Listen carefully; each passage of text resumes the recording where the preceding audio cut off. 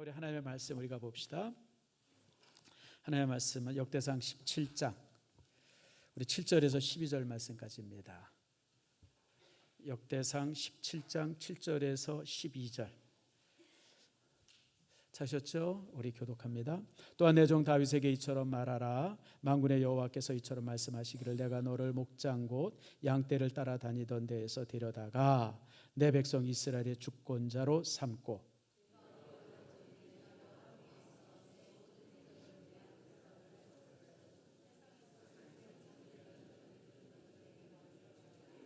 내가 또 내 백성 이스라엘을 위하여 한 곳을 정하여 그들을 심고 그들을 그곳에 거주하면서 다시는 옮겨가지 아니하게 하며 악한 사람들에게 전과 같이 그들을 해치지 못하게 하여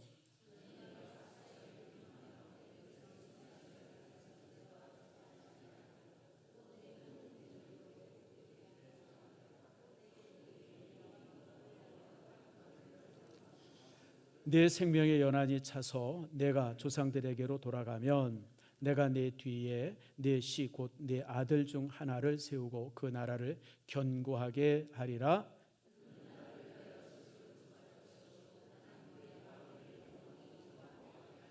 아멘. 기도합니다. 하나님 감사합니다. 주께서 우리를 사랑해 주셔서 오늘 이처럼 주의 전에 오게 하시고 귀한 말씀을 함께 들을 수 있도록 은총 내려주심을 감사합니다. 하늘의 문을 열어주시고 가득 차고 놀라운 복이 우리 모두에게 임할 수 있도록 은혜 내리고 주시옵소서. 말씀이 우리를 변화시키기를 원합니다. 주의 말씀이 우리 가슴에 새겨지기를 원합니다. 말씀이 우리를 치유하게 되기를 원합니다.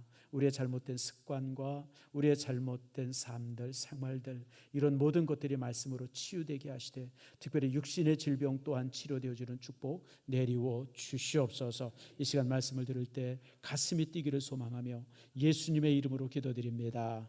아멘. 자, 우리 옆 사람 감으로 인사합시다. 축복합니다. 사랑합니다. 주의 전에 오신 여러분들을 축복하고 사랑합니다. 잘 오셨습니다. 뭔 소리예요?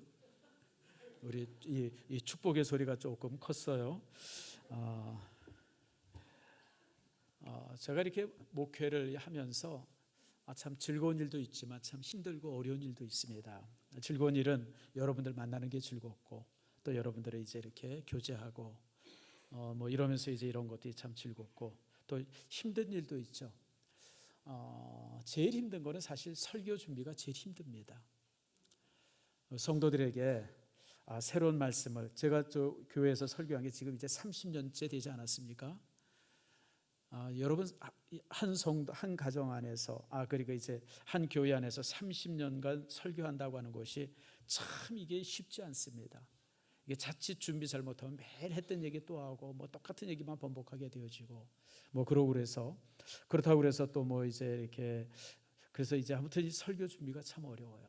뭐 이렇게 제가 성도들에게 말씀을 이렇게 드리면 제가 일주일간 설교를 위해서 사용하는 준비 시간이 30시간에서 40시간 사이입니다. 일주일 내내 제 말씀 하나 잡고 기도하면서 준비하고 있어요. 또 이제 힘든 것이 신방이 쉽지 않습니다. 제가 젊었을 때는 하루에 7집 8집 신방해가지고도 끄떡도 없었는데 하루에 커피 8잔 마셔도 꼼짝 없었는데 이제는 그게 안 돼요. 2-3집만 신방해도 다리도 떨리고 정신도 없고 그래서 야 이게 이제 나이가 들었나 보다 그런 생각을 합니다. 그리고 또 힘든 게 사람 세우는 게 힘듭니다. 연초가 되어지면 이제 새로 일할 이렇게 성도들 이렇게 지역마다 또 이렇게 또 우리 또 이렇게 또 몇 년에 한 번씩 이렇게 이제 직분자들 세우고 그러면 항상 어렵습니다.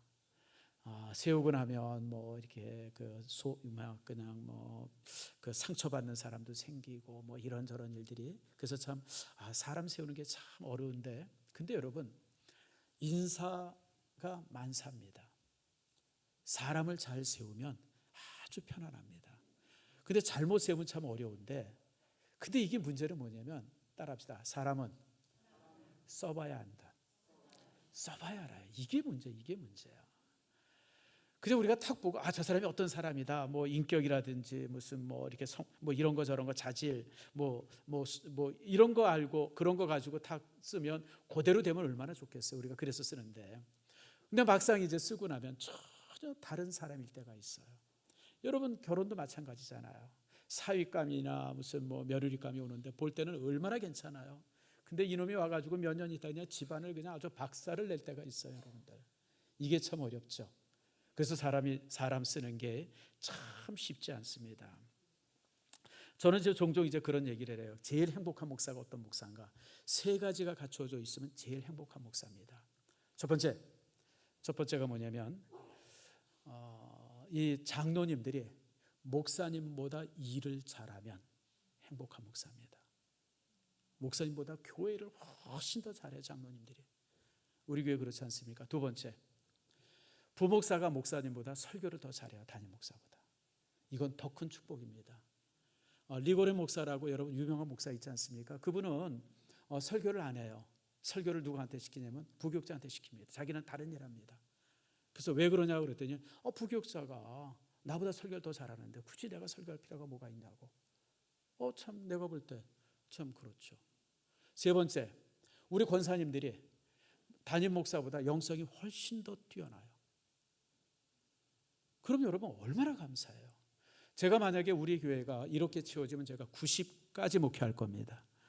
여러분 난 그냥 가만히 있기만 하면 되는데, 그렇잖아요. 가만히 있으면 되는데. 그래서 이게 잘 안 이루어지는 걸 보면 저보고 빨리 나가려는 것 같아요. 사실은 여러분 이런 목회자가 제일 행복한 목회자인데 세상에 그런 목회자가 없어요, 여러분들. 다들 서로 부족하고 뭐 이제 그러죠. 그래서 사실은 여러분 이 사람 쓴다는 게 좋은 사람을 주변에 둔다는 건 복 중의 복입니다. 여러분 가정뿐 아니라 회사도 마찬가지예요. 정말 직원이 사장보다도 훌륭한 직원이 있다고 그러면 여러분 그 회사는 그냥 저절로 돌아가죠. 저절로 돌아가. 그래서 제가 한번 부교육자 문제들을 가지고 서로 얘기하다가 그런 얘기를 했어요. 누가 그런 얘기를 하길래 야 이 사람아, 그런 사람이 뭐 때문에 너희 교회 부교육자로 와 가서 담임하지, 개척을 하든지. 그게 안 되니까 부교육자로 있지. 그러고 이제 웃고 만 적이 있었는데 참 여러분 이처럼 사람 쓰는 게 중요해요. 직장도 그렇고 사업도 마찬가지, 모든 게 마찬가지입니다. 제가 이제 중국 역사 얘기를 자주 하죠. 왜냐하면 제가 참 중국을 좋아합니다. 아주 좋아하고 뭐 그런데 중국은 좋아하지만 제가 이제 공산당은 싫어합니다. 공산당은 너무 나쁜 사람들입니다. 여러분 그 모태똥이 중국에 지배하면서 문화혁명이라든지 그 다음에 대약진 운동이라든지 이런 걸 통해서 죽인 사람들의 숫자가 5천만이 넘습니다. 근데 숫자를 지금 파악을 못해요. 왜냐하면 공산당이 정권을 잡고 있기 때문에 얼마를 죽었는지 모르지만 최소한 5천만 이상 죽은 것은 확실합니다. 세상에 여러분 이 국민들의 인구를 거의 한 7, 8%를 죽인 사람이 무슨 위대한 사람이에요. 공산당이 그렇게 무섭습니다. 그래서 그래서 중국 역사를 보면 이제 재미난 얘기들이 참 많죠.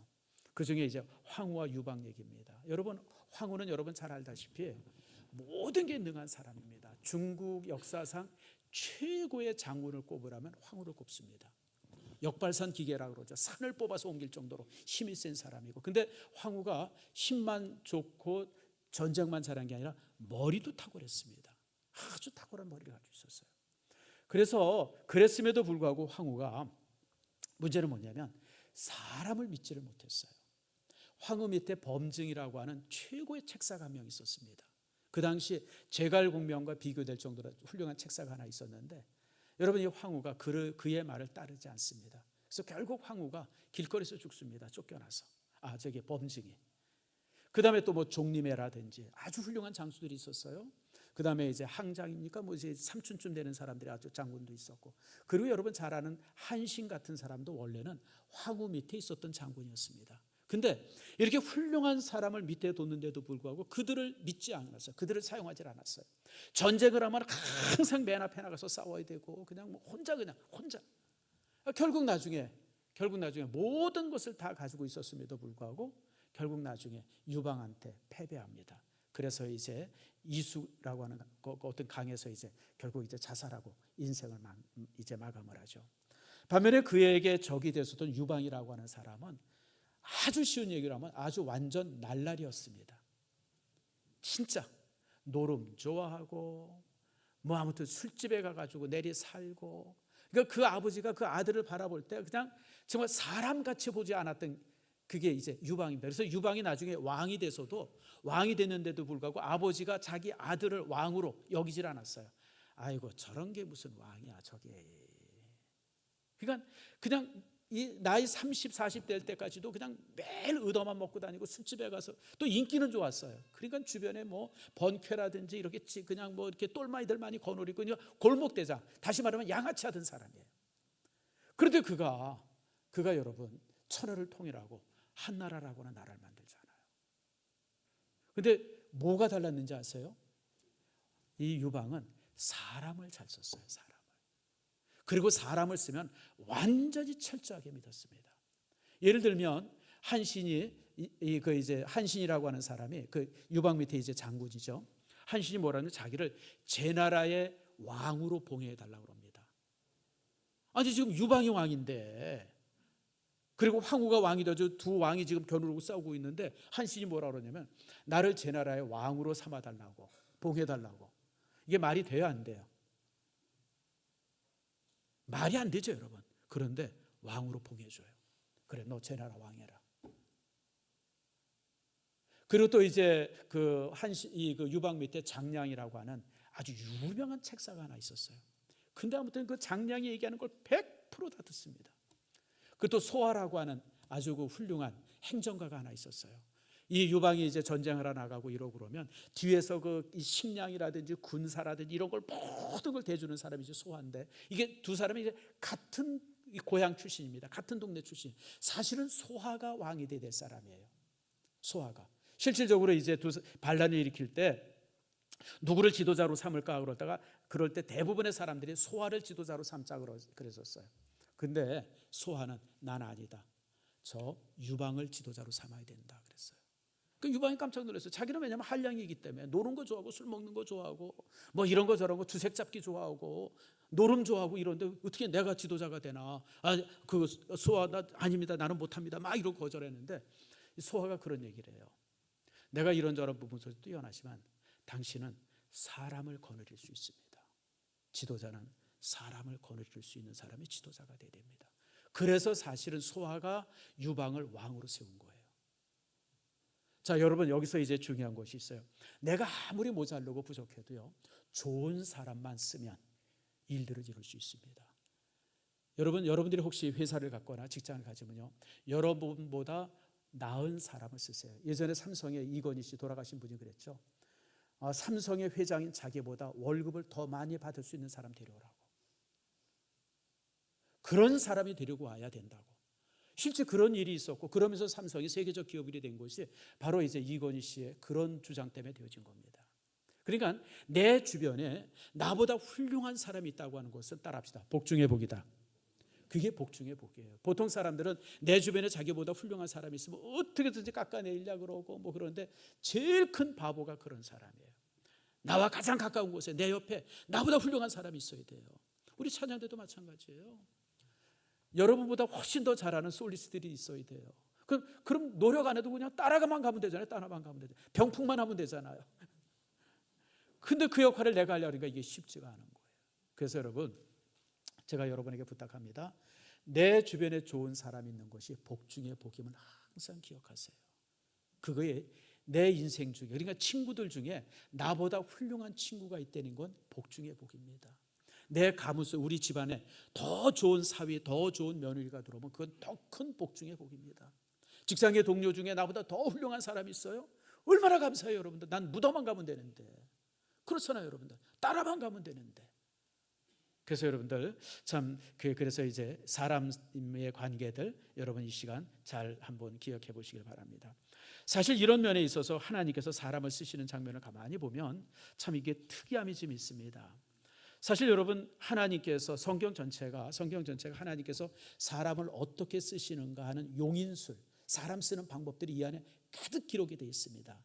그 중에 이제 우리가 이제 몇몇 사람들의 예를 보면서 하나님께서 어떤 사람을 쓰시는가라고 하는 것을 우리가 살피면서 이 시간 이제 은혜를 함께 나누려고 합니다.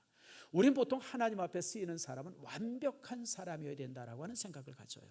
그렇죠, 여러분들. 아주 성결하고 진실하고 의롭고 반듯하고 아주 그냥 깨끗하고 순결하고 뭐 그런 사람들이 하나님 앞에 쓰일 거라고 생각하는데 아니에요, 여러분들. 하나님께서는 그런 사람들을 안 쓰세요. 예를 들어서 예수님께서 택하셨던 12제자를 보세요. 여러분, 예수님께서 택하셨던 12제자 중에 쓸만한 사람이 있었어요?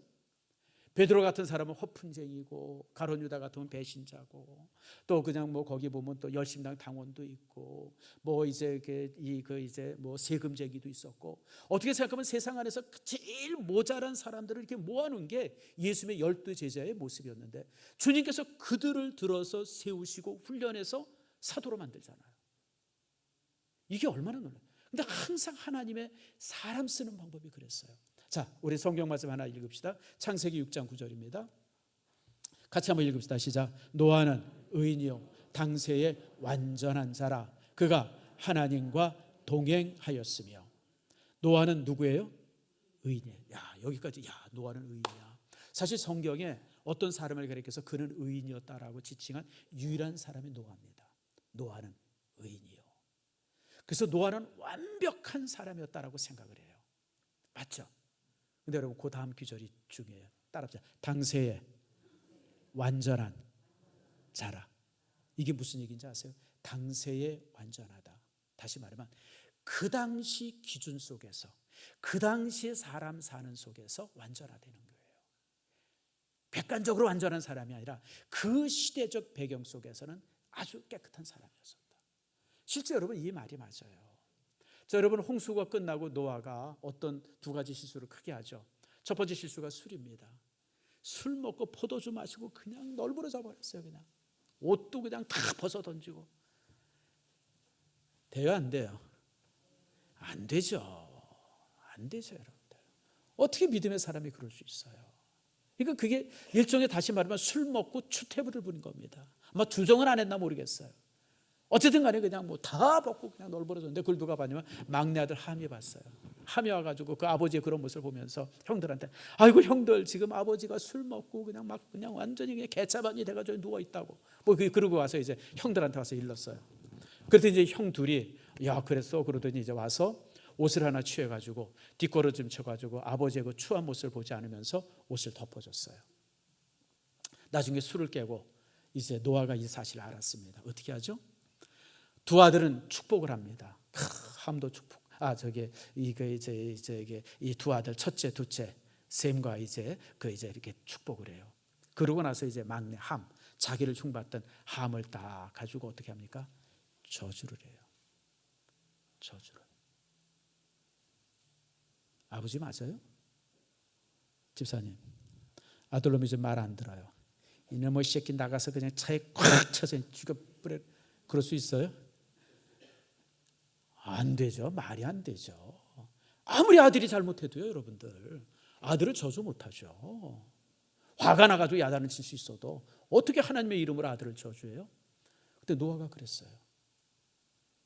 저는 사실 노아의 이렇게 일생을 이렇게 바라보면서 이건 아닌데, 여러분, 아버지의 가장 모범적인 모형적인 모습이 어디입니까? 누가복음 15장에 나오는 탕자의 비유 아닙니까? 여러분, 아들이 아버지 재산 반을 가지고 나가서 허랑방탕하게 쓰고, 그냥 그것도 그냥 무슨 뭐 사업한다 어쩐다가 아니라 그냥 술집에 가져다 주고 기생집에 가져다 주고 그냥 그래가지고 그냥 다 쓰고 쫄쫄 망해가지고 오는데, 아버지가 어떻게 하고 있어요? 저 멀리서 동굴 밖에서 기다리고 있다가 아들 오는 걸 보고 쫓아가서 감싸 안고 내 아들이 돌아왔다고. 여러분, 그게 아버지예요. 그게 아버지입니다, 여러분들.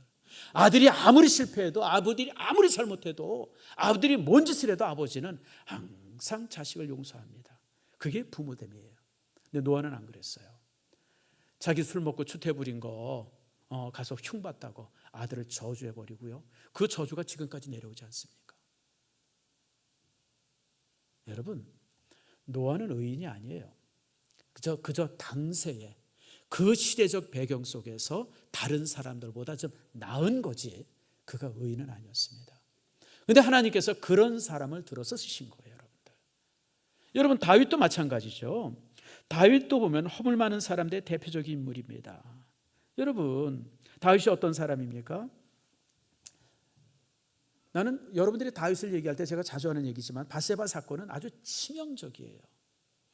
자, 여러분, 지금 부하들이 전쟁터에 다 나가 있는데 그 부하들의 장군의 아내 중에서 아주 곱상한 아내가 있었어요.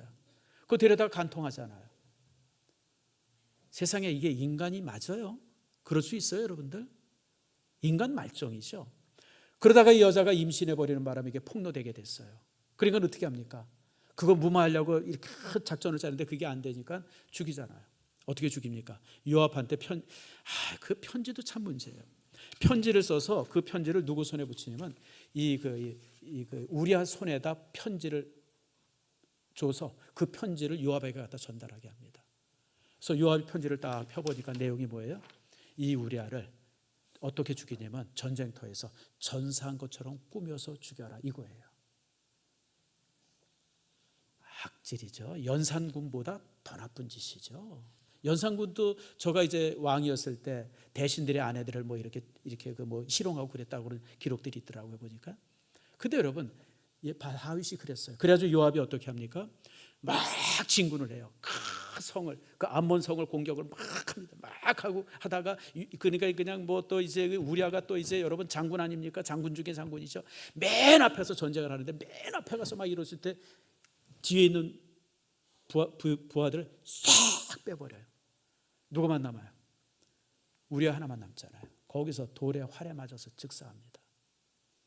그러고서는 장군이 죽었다고 슬퍼하고 그 죽은 장군의 아내를 데려다가 여러분 인간도 아니죠. 제가 이렇게 바라볼 때 여기에 다윗보다 못한 사람은 단 한 명도 없어요. 우린 적어도 그런 짓 안 해요, 여러분들. 어떻게 그런 짓을 해요, 여러분? 인간의 탈을 쓰고. 다윗이 그랬던 사람입니다. 다윗은 6계명, 7계명, 8계명 다 범한 사람입니다. 실제 여러분 다윗이 윤리적으로 완전한 사람이 아니었었어요. 근데 하나님께서 그런 다윗을 들어서 쓰십니다. 오늘 본문에 나오죠. 자, 본문의 말씀 봅시다. 자, 7절 말씀 보세요. 또한 내 종 다윗에게 이렇게 말하라 그러면서 만군의 여호와께서 이처럼 말씀하시기를 내가 너를 자 여기서부터 보세요. 내가 너를 목장 곧 양떼를 따라다니던 데에서 따라합시다. 데려다가 여러분 하나님이 데려다가 사용하신 거예요. 무슨 다윗이 탁월한 사람 그쪽에서 무슨 아무튼 그냥 특별하게 뛰어난 사람 그런 사람이 아니에요. 그냥 그 무리 속에 있는 사람을 데려다가 자 그 다음에 8절 말씀 보세요. 8절 말씀 맨 마지막인데 따라합시다. 내게 만들어 주리라. 하나님께서 다윗을 만들어 가셨어요.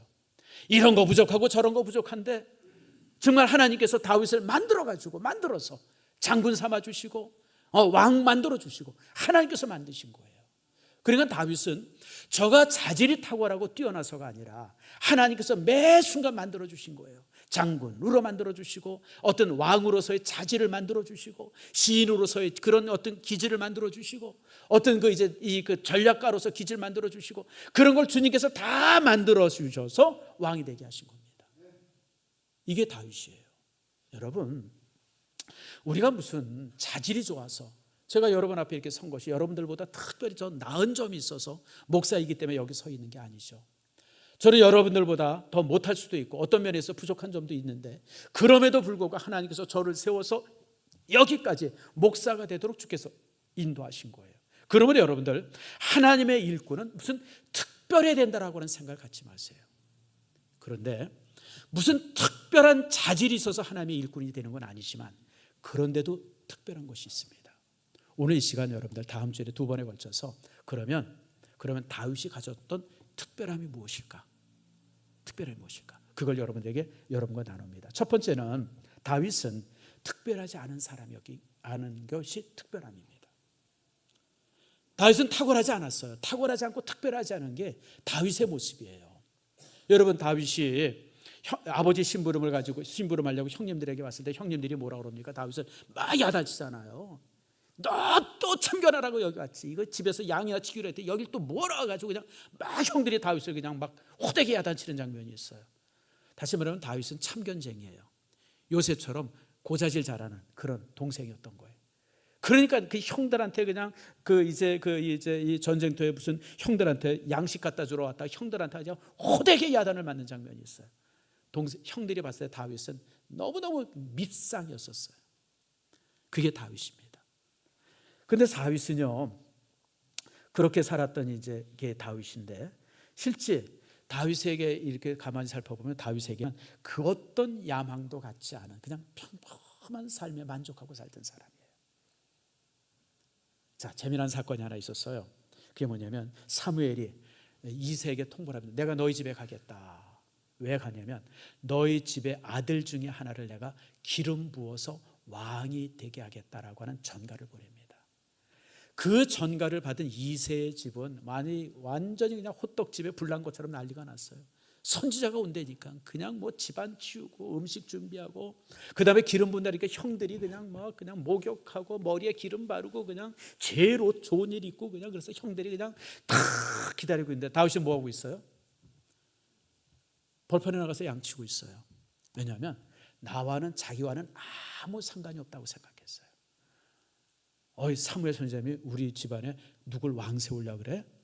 형들 중에 누구 세우겠구나. 큰형 아니면 둘째, 셋째, 셋 중에 하나 세울 것이, 아마 그랬던 것 같아요.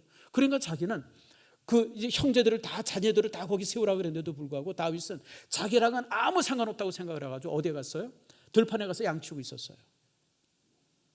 어떻게 생각하면 너무 야망이 없는 지극히 평범한 그런 소년의 모습이죠. 다윗은 주어진 환경에서 항상 자기를 묵묵히 감당하던 사람이었고요. 다윗은 보이는 아버지를 섬기고 형들을 섬기고 그저 양떼를 지키고 그것에 만족하면서 살았어요. 만족하면서 뭐 큰 꿈을 꾸고 무슨 비전을 꾸고 뭐 더 양의 숫자를 많이 만들겠다는 둥 무슨 뭐 아무튼 뭐 내가 그 뭐 이렇게 그 이제 이렇게 아버지로부터 떨어져 나와서 무슨 뭐 그런 거 전혀 없고 그저 아버지 밑에서 열심히 양치던 그런 애였었어요. 우리가 가끔 드라마나 영화를 보면 출세하기 위해서 고향을 떠나는 사람들의 얘기를 많이 보죠. 고향을 떠나고, 심지어는 또 어떤 영화 같은 데 보면 이제 이렇게 출세하기 위해서 친구들을 배신하고, 또 아주 우리나라 드라마 중에 아주 대표적인 그런 어떤 그 모양이 하나 있어요. 이제 총각 때 어려울 때 열심히 교제하던 아가씨가 하나 있었는데, 이제 그 뭐 출세 딱 하고 나서 회사 딱 들어가면서 회장 딸이랑 딱 눈이 맞아가지고 회장 딸과 결혼하면서 지금까지 조강지처처럼 자기를 이렇게 도와줬던 그 이제 애인을 그냥 헌신짝처럼 버리고, 이게 아주 기본적인 한국 드라마의 어떤 그 내용들인데, 다윗은 그런 게 없었어요. 그죠? 주어진 일에 항상 열심히 하고, 현실에 좌절하거나 불평하거나 절망하지 않았어요. 그죠? 주어진 것에 그래서 내 떡이 더 커 보이듯이 그냥 남이 떡 커 보이는 것도 생각 않고 그냥 그런데 그렇게 날마다 살았어요. 밤에는 밤하늘의 별을 보면서 양떼를 지켰고, 여름에는 그냥 뭐 또 그렇게 하고, 겨울이 추워지면 또 추운 대로 양떼를 지키면서 요즘 젊은이와 전혀 다르게 그리고 지극히 평범하게 살았어요. 하나님은 그런 사람을 들었었어요. 우린 교회 안에서 장로나 안수 집사나 목사나 권사 이런 사람이 되면 뭔가 좀 탁월해야 되고 특별해야 된다고 생각해요. 아니에요, 여러분. 하나님은 그런 사람을 들어서 쓴 적이 없습니다. 여러분, 다윗은 있는 그대로 자신에게 주어진 삶의 여건을 그대로 받아들였어요. 억척스럽게 성공을 위해서 살지 않았습니다. 그런 하나님이 그런 다윗을 하나님께서 들어서 쓰신 겁니다. 현대인들은 자신의 뜻을 이루고 성공하기 위해서 수단과 방법을 가리지 않는 모습을 많이 봅니다. 얼마 전에 선거가 끝났는데요, 어떤 당에서 이제 이렇게 공천 안 해준다니까 다른 당에 가서 공천을 받는 국회의원들을 봤어요. 쓰레기죠. 여러분, 어떻게 내가 지금까지 자기가 그게 사상으로 맞고 이념으로 맞고 내 정치적인 그런 어떤 그 기준에서 맞는다고 생각하고 거기서 열심히 그냥 뭐 아무튼 싸우다가 공천해 준다니까 저쪽에 가서 공천 받는다고 거기 가서 또, 여러분, 이게 인간입니까? 난 그런 사람들 볼 때마다 아이고, 이런 것들이 지도자라니. 여러분, 우리가 그런 부분들 속에서 달라야 됩니다. 그죠? 좋은 일이 있으면 좋은 일에 감사하고, 힘든 일이 있으면 그 안에서 열심히 살고, 여러분, 그런 모습, 마음의 이중성이 없고 진실한 그런 사람들, 순수함, 그런 사람들을 하나님께서 기뻐하십니다. 하나님께서는 그런 사람을 들어서 자신의 일꾼으로 키워주십니다. 만들어 가십니다. 아멘 하십니까? 여러분 그렇게 만들어지기를 축복합니다. 하나님께서 여러분을 권사로, 안수집사로, 장로로 이렇게 세우는 것은 여러분들 속에 무슨 탁월함이 있어서가 아니라 여러분이 너무너무 평범하기 때문에, 그렇지만 진실하기 때문에, 변함이 없기 때문에, 항상 주어진 것에 만족하고 살기 때문에, 자신의 목적을 위해서 다른 사람을 희생시키지 않는 그런 정말 소시민적인 그런 마음을 가지고 있기 때문에 그런 사람들을 들어서 주님께서 만들어 가십니다. 다윗을 장군으로 만들고 시인으로 만들고 나중에 정치인으로 만들고 왕으로 만들었고, 그럼 하나님께서 그렇게 한 단계 한 단계 만들어 가세요. 두 번째, 또 다윗의 특별한 점이 하나 있습니다. 그것은 다윗은 관용과 포용의 사람입니다. 전 참 이것이 다윗의 성품 중에서 아주 그 백미와 같은 아주 탁월한 성품이라고 생각해요. 다윗은요, 전쟁을 굉장히 많이 합니다. 근데 굉장히 많이 하지만 자기를 위해서 한 전쟁은 없습니다. 그리고 자기 동족과 전쟁하지 않습니다. 다윗은 유대민족과 전쟁하지 않습니다. 유대민족은 다윗을 죽이려고 사울의 이 부하들이 쳐들어오고 자객을 보내고 크게 수없이 하지만 다윗은 항상 숨어 다니고 피해 다녔지 자기 살겠다고 동족과 전쟁한 일이 없어요. 언제나 전쟁을 하면 민족을 위해서 했습니다. 옆에 모압이라든지 암몬이라든지 무슨 다메섹이라든지 이런 주변의 국가들과 전쟁을 했지, 블레셋이라든지 이렇게 자기 동족을 위해서, 민족을 위해서 전쟁을 했지 자기를 위해서 전쟁하지 않습니다. 유일하게 하다 그러면 압살롬이 하나 있죠. 압살롬이 이제 전쟁을 일으켜 아버지를 배신하고 이제 전쟁을 일으켰을 때 그때도 전쟁을 보면 참 답답한 게 있죠. 요압이 이제 군대를 거느리고 이제 압살롬과 전쟁을 하나 갈 때 요압한테 다윗이 신신당부한 게 뭡니까? 요압, 절대 압살롬을 죽이지 마. 제발 살려줘. 그걸 부탁하잖아요. 그게 아버지죠. 아무리 자기를 배신했다 할지라도 그게 아버지죠. 여러분 그뿐만이 아니죠. 사무엘하 1장에 보면 1장 19절에 보면 이런 말씀이 나옵니다. 자, 한번 읽어봅시다. 시작. 이스라엘아, 내 영광이 산 위에서 죽임을 당하였도다. 오호라, 두 용사가 엎드려졌도다. 이제 사무엘하 1장 19절부터 쭉 나오는 애가가 하나 있습니다. 조가 애가, 슬픔의 노래죠. 그 첫 귀절이 이 귀절입니다. 이 배경이 뭡니까? 사울과 요나단이 길르앗에서 전쟁을 하다 죽음을 당합니다. 그 죽었다고 하는 소식을 다윗이 들으면서 이렇게 정말 고통스럽게 하나님 앞에 이제 이렇게 기도한 내용입니다. 여러분 사울이 어떤 사람입니까? 수십 년 동안 다윗을 죽이기 위해서 자객을 보낸 사람입니다. 그리고 함께 죽었던 요나단은 뭡니까?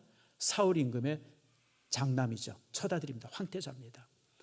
두 사람이 살아있으면 자기가 왕 될 것은 전혀 그 가능성이 없어요. 그런데도 불구하고 다윗은 여전히 사울을 섬겼고 여전히 요나단을 섬깁니다. 인간적으로 생각하면 두 사람이 죽어야 돼요. 야, 잘됐다, 두 놈 죽어서 이제 내가 왕 되겠다. 여러분 다윗은 그런 마음이 없었어요. 그 두 사람의 죽음 앞에 얼마나 울부짖으며 통곡하면서 기도했는지 모릅니다. 어떻게 생각하면 다윗은 계산이 없는 사람이에요. 그렇잖아요, 여러분들. 사울이 죽어야 자기가 왕이 되고, 그리고 요나단이 죽어야 자기가 왕이 되는데 다윗은 안 그랬어요. 심지어는 요나단의 아들이 하나 있어서 이스보셋이라고 홀로 남겨져 있는데 평생 동안 다윗이 자기 식탁에서 함께 식사합니다. 친구의 아들을 평생 동안 보살핍니다. 참 놀랍죠.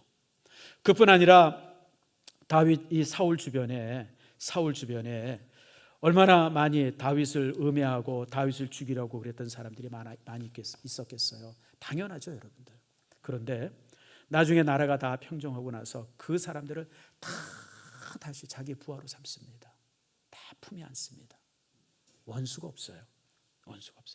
다윗은 용서하는 사람이고 화해하는 사람이고 사랑하는 사람이었습니다. 이것이 다윗에게 있어서 가장 하나님 보시기에 아름다운 성품이었어요. 하나님의 일꾼은 독하면 안 돼요. 하나님의 일꾼은 유별나면 안 돼요. 하나님의 일꾼은 투쟁적이어도 안 됩니다. 하나님의 일꾼은 따라합시다. 착해야 된다. 착해야 돼요. 이유가 없어요, 여러분들. 나는 교회 일꾼이 착하지 않은 사람의 교회 일꾼 되면 정말 힘들어요. 여러분, 우리가 무슨 우리 일산 신속교 공장입니까? 뭐 물건 만들어서 팔아요, 여러분들? 물건 만들어서 팔고 이러는 거 머리 그런 거는 머리 좋은 사람이 해야 되는 거예요. 우리가 무슨 물건 만들어서 파는 데 아니잖아요. 여러분, 무슨 우리가 이익을 많이 내고 뭐 그런 데 아니잖아요, 여러분. 교회라고 하는 것이 섬기고 나누는 것이 교회인데, 여러분, 섬기고 나누는 데는 착한 사람이 있으면 장땡이에요, 여러분들. 계산 잘하고 뭐 머리 팍팍 돌아가고, 여러분, 그런 사람들은 회사에서 필요한 사람이지 교회 안에서는 절대 필요하지. 교회는 착한 사람이에요. 자, 여러분, 야고보서 3장 말씀 우리가 한번 봅시다. 어떤 사람이 하나님 앞에 아름다운가? 하나님 앞에 쓰일 수 있는 일꾼인가? 그 성품이 무엇인가요? 다 읽습니다. 시작. 오직 위로부터 난 지혜는 첫째 성결하고, 다음에 화평하고, 관용하고, 양순하며, 긍휼과 선한 열매가 가득하고, 편견과 거짓이 없나니, 화평하게 하는 자들은 화평으로 심어 의의 열매를 거두느니라. 자, 첫째는 성결이에요. 성결은 뭐냐면 그리스도의 피로 거룩함을 받았다는 겁니다. 도덕적으로 완전하다는 게 아니에요, 여러분들. 이 성결의 의미는 거듭났다는 겁니다. 첫째는 거듭나야 된다. 여러분, 하나님의 사람에 있어서 제일 첫 번째 조건은 거듭난 거예요. 거듭나지 않은 사람들이 하나님의 일을 하면 안 되죠. 교회의 일꾼 되면 안 됩니다. 그게 첫 번째. 그리고 두 번째, 여기부터 그래. 화평하고 관연하고 양순하며 긍휼과 선한 열매가 가득하고 편견과 거짓이 없고 화평. 여러분, 이게 무슨 뜻이에요? 한마디로 요약하면 뭡니까? 기 한 6개 정도 나오는데 딱 한마디로 요약하면 따라합시다. 착해라. 착하려는 거예요. 하나님의 일꾼은 다른 조건 다 필요 없어요. 착하면 돼요. 선하면 돼요. 선한 사람들이 일꾼 되면 돼요. 교회 안에서 종종 보게 되지만 스스로 자기를 고문하는 사람들이 있어요.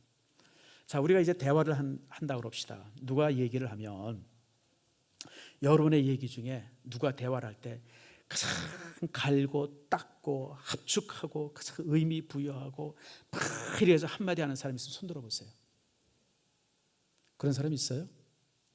제가 보니까 우리가 하는 대화의 90%는 따라합시다. 헛소리다. 대부분의 우리들이 대화하는 대화의 내용들 다 헛소리예요. 그냥 들어도 되고 안 들어도 되고.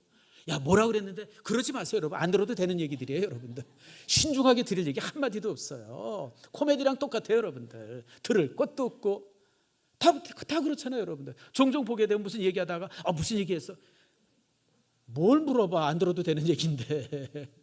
근데 많은 사람들이 그런 얘기를 통해서 상처를 받는데요. 그 사람이 왜 그런 얘기를 했지? 왜 그렇게 얘기를 했을까? 그게 무슨 의미가 있지? 바보예요. 그냥 헛소리 듣고 왜 이렇게 고민을 해요, 여러분들? 그냥 되는 소리 안 되는 소리. 그러니까 여러분들, 우리 대화들에 있어서 거의 90%는 그냥 안 해도 되는 얘기들인데 그냥 하는 얘기들이에요. 그중에 한 10% 정도가 뭔가 이렇게 중요한 얘기가 담겨 있을 수 있죠. 다시 말하면 우리가 교회 안에서 생활할 때 이런저런 얘기 들어도 다 따라합시다. 다 좋은 얘기다. 그냥 그렇게 들으세요. 누가 이런 얘기하고 저런 얘기하고 뭐 어떻게 얘기해, 그냥 다 좋은 얘기인가 보다. 그렇게 들으면 항상 맞아요, 여러분들. 그 사람이 그 집사가 왜 이런 얘기를 했지? 아니 그 권사가 왜 이런 얘기를 해가지고 무슨 의미가? 따라합시다. 바보다. 바보예요, 그런 사람들은. 그냥 다 되는 소리, 그냥 안 들어도 되는 소리들이에요, 여러분들. 그러므로 여러분들, 제가 여러분에게 부탁드리는 것은 조급하지 마세요. 우리 믿음의 사람은 조급하면 안 돼요. 편벽돼도 안 돼요. 투쟁적이어도 안 됩니다. 다른 사람을 비판해도 안 됩니다. 그냥 선하면 됩니다. 화평을 심어 의의 열매를 맺는다. 뭔지 아시죠? 항상 모든 사람에게 선한 의도를 가지면 돼요. 선한 의도를 가지고 말하고 대화하고 행동하고. 여러분, 그러면 하나님께서 만들어 가십니다.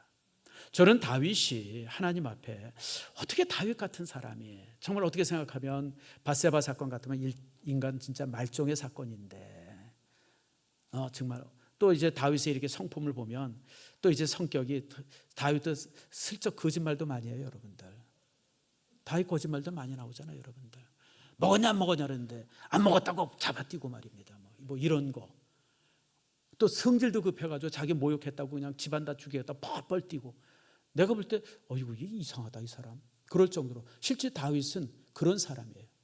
그런데 왜 하나님께서 다윗 같은 사람을 왜 하나님께서 왕으로까지 만들어 주셨을까?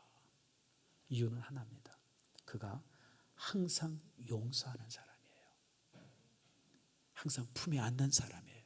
물론 뭐 그런 것이 완벽하진 않았죠. 그럼에도 불구하고 항상 품에 안으려고 애쓰고 용서하고 자기에게 그렇게 반대하던 사람들 그냥 항상 품에 안고, 그리고 자기를 괴롭히고 자기를 죽이려고 한 사람들한테 절대 안갚음하지 않았고.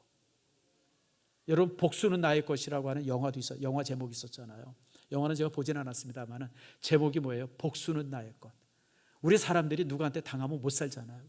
운전할 때 보세요. 누가 끼어들게 하면 그냥 빵빵 누르고 불 켜고 그냥, 아니 그 사람 차 세우고 내리면 어떡하려고 그래요. 우리 사람들이 그냥 그런 게 있어요. 그런 게. 근데 다윗은 안 그랬어요. 제 친구 중에 황장로라고 하는 친구가 있는데 그 친구는 참 답답해요. 깜빡이 켜고 들어오겠다 하면 다 비켜주고. 아주 그 친구 차 타고 어디 가면 아주 속이 타요. 속이 타. 근데 여러분, 하나님이 그런 사람 들어서 크게 쓰더라고요. 지금은 없어졌는데 민인테리어라고, 여러분 우리나라 인테리어 회사 중에 굉장히 큰 회사가 하나 있었잖아요. 저기 이태원에. 지금은 없어졌어요. 그거 못 찾겠더라고요. 그게 70년대 80년대는 인테리어 중에서는 가장 고급 인테리어 회사에 있었어요. 그 친구 거기에 근무했는데 한 번 나보고 그러더라고요. 야, 정 목사, 나는 뭐 이렇게 해가지고 이 잡지에 난 적도 한 번도 없었고, 근데 미니 인테리어가 이게 한국에서 굉장히 큰 어떤 그 인테리어 회사이기 때문에 거기서 무슨 뭐 이렇게 하고 그러면 그게 잡지에도 실리고 막 그런 게 참 많았었어요. 근데 자기는 그런 게 한 번도 없었고 상 받은 것도 없고 월급 올려달라고 내가 뭐 근데 그 참 난 이상하게 때가 되면 월급도 올려주고 직급도 올려주고. 그 당시 그 얘기할 때 그 친구가 미니 인테리어 상무가했었어요. 이제 그러면서 이제 그런 얘기를, 지금은 이제 조그만 인테리어 회사 차려가지고 지금 하고 있는데, 나도 뭐 그런 얘기를 한 걸 제가 그때 들었어요. 여러분, 성실하고 신실하면요 하나님이 높여주시고 키워주십니다. 여러분, 너무 이렇게 독하게 살지 마세요. 그죠? 열심히는 살아야 돼요. 내게 주어진 삶을 여러분 가치 있게 살아야 되니까 열심히는 살아야죠. 그러나 독하게 살면 안 돼요. 악하게 살아도 안 되고, 나 때문에 다른 사람 희생시켜서도 안 되고. 종종 보면 어떤 사람들은 성공하기 위해서 가족 희생하는 사람도 있어요. 친구 희생하는 사람들이 있어요. 무서운 사람들이죠. 그러면 안 돼요, 여러분들. 다윗은 그러지 않았어요. 다윗은 너무너무 평범했어요. 어떻게 생각하면 저렇게 살아가지고 세상에 성공할 수 있으려나 생각했는데 하나님은 그런 다윗을 들어서 만들어 주셨어요. 장군으로 만들어 주셨고, 정치인으로 만들어 주셨고, 시인으로 만들어 주셨고, 그리고 결국은 왕으로 만들어 주시는, 그리고 그의 후손 속에 예수님이 탄생케 하는 그런 정말 최고의 가문을 만들어 주셨습니다. 다음 주일에 우리가 선거합니다. 여러분, 똑똑한 사람 뽑지 마세요. 똑똑한 사람이 중직자 되면 내가 힘들어서 안 돼요. 그러나 착한 사람 뽑아주세요. 착한 사람. 이분은 참 착한 사람이야. 그런 사람이면 우리 교회를 위대하게 만들 수 있습니다. 대단하게 능력 많은 사람 뽑지 마세요. 그럼 내가 더 피곤해요, 여러분들. 그래서 그냥 선한 사람, 화평을 가져다 주는 사람, 이런 사람들을 뽑아주세요. 그러면 그런 뽑힘이 우리 일산 신성교회의 큰 축복이 되어집니다.